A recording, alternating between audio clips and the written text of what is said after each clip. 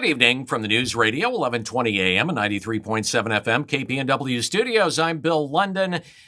I do the wake-up call 6 a.m. to 9, Monday through Friday, 6 a.m. to 9 on KPNW, streaming online at kpnw.com, and I have the best hair in news. Oh, I know. Rick's sitting there thinking, no, I have the best hair. No, Rick, you look like Johnny Bravo with a beard. All right, tonight's news brought to you by Dr. Michael Bratland of Chris Dental, where if you call him today, they'll see you today. And he has that new laser tooth cleaning system. They clean your teeth with lasers. Actually, this is one of them right here.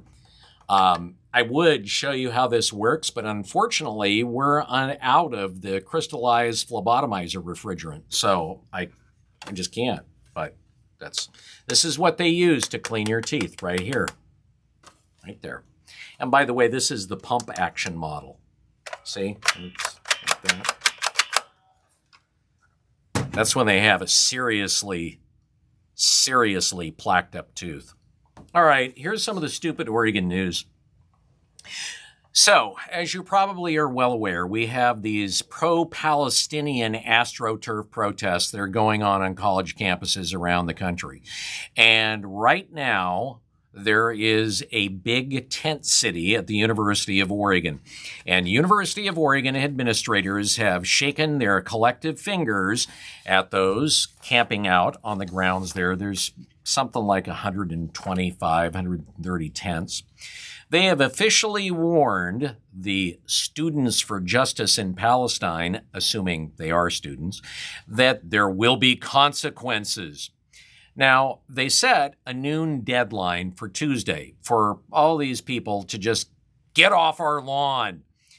And as a result, well, they didn't get off the line. As a matter of fact, the protesters were joined by other protesters, including faculty, and they marched around the campus, gathered outside Lillis Hall, went to Johnson Hall, and it was a rally of defiance.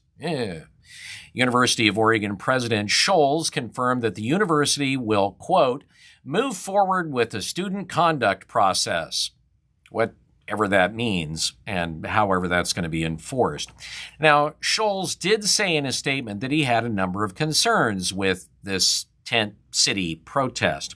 Among them, first off, a drain on resources for safety, which is designed, of course, for the well-being of students, outside groups increasing or escalating a so-called student protest. He also said that they are in violation of longstanding university rules designed for the safety and well-being of students. And Scholes also said the U of O has started to see anti-Semitic provocation, and he's concerned it'll grow. So, on Tuesday, the U of O administrators revoked all of the academic amnesty that was promised for student protesters, which I guess could mean suspension or expulsion. If the camp remains, right now, nobody knows how the university plans to deal with that problem. Will they bring in the police? Will they just let it go on forever, sort of like the encampments that we had in Eugene at the foot of the Washington-Jefferson Bridge? Who knows?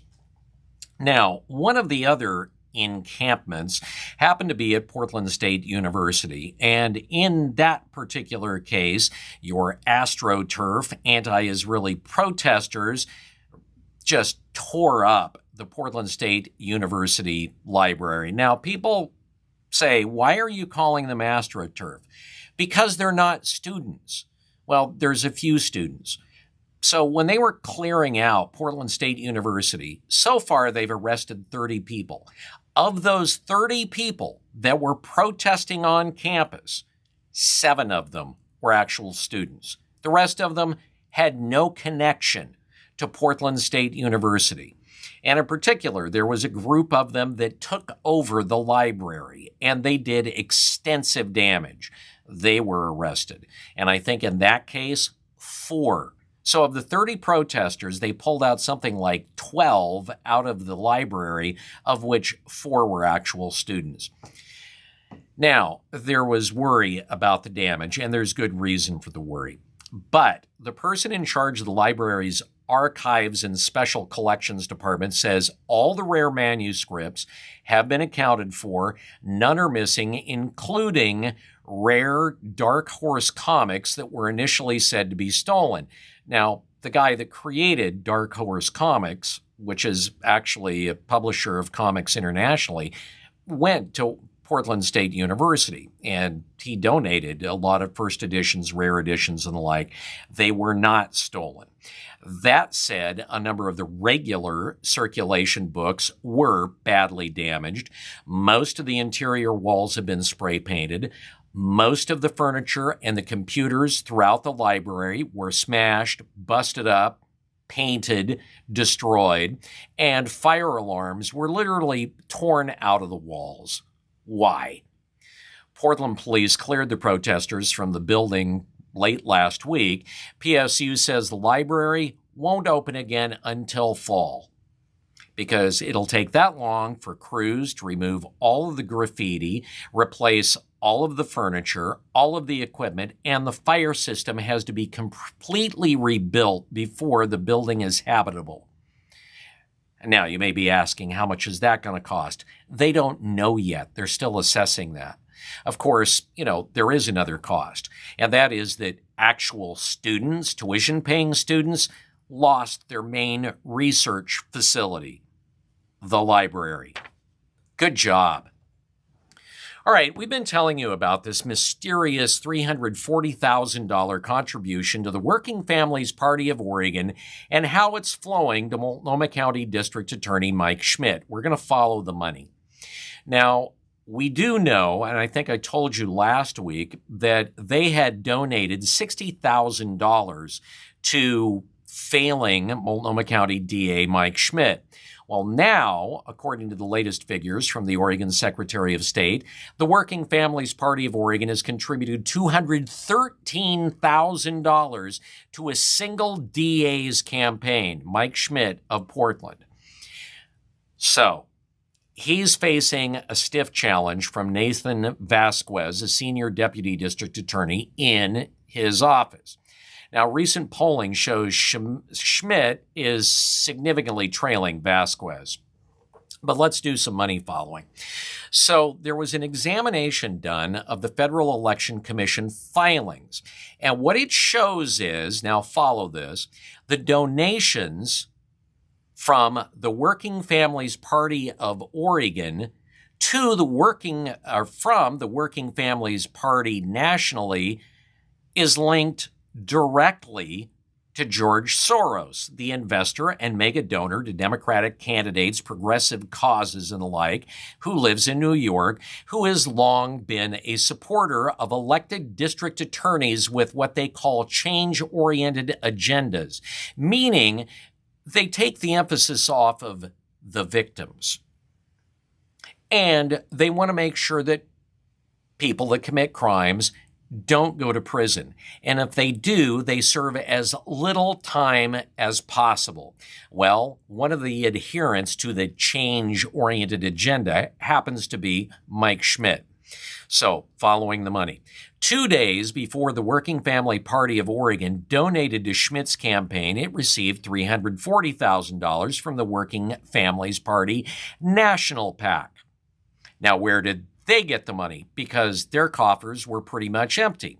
Well, in March, the National PAC recorded a $1 million contribution from Democracy PAC, according to federal records. Now, that PAC had no money in it prior to getting this $1 million from somewhere. In January, again, according to the Federal Elections Commission, Soros's Fund for Policy Reform gave $60 million to Democracy PAC, which represents 99% of the money that they have in their account. So they gave it to the Democracy PAC. The Democracy PAC gave it to the National Working Families PAC. The National Working Families PAC gave it to the Working Families of Oregon PAC, and it's all coming from George Soros. Now, this is the great part. Andrew Rogers, who is Schmidt's campaign manager, said that Schmidt appreciates the group support, referring to it as, quote, a grassroots party led by labor and community leaders throughout the country. Grassroots? Yeah, George Soros is grassroots. He's about as, well, he's AstroTurf. Speaking of Schmidt, so challenger Nathan Vasquez leads incumbent Mike Schmidt in the race for Multnomah County District Attorney, according to a new poll by DHM Research. Vasquez holds a significant edge because of a sizable share of voters who say crime and drug use are the most pressing issues facing the Portland area. Those who cited crime as the most important problem, of them, 70% said they would vote for Vasquez, with 4% saying they favored Schmidt. Poll correspondents, when represented with basic information about the two candidates, said they favored Vasquez 50% to 31% for Schmidt. 19% were, I don't know. When initially asked which candidate they would vote for without any basic information, 22% of voters said, well, we're voting for Schmidt. 35% said for Vasquez. So, kind of along these lines, DHM also started asking some questions of Portland, Oregon area voters. And it turns out Portland area voters don't like, actually, you could say in some cases, absolutely despise every top elected official in the area.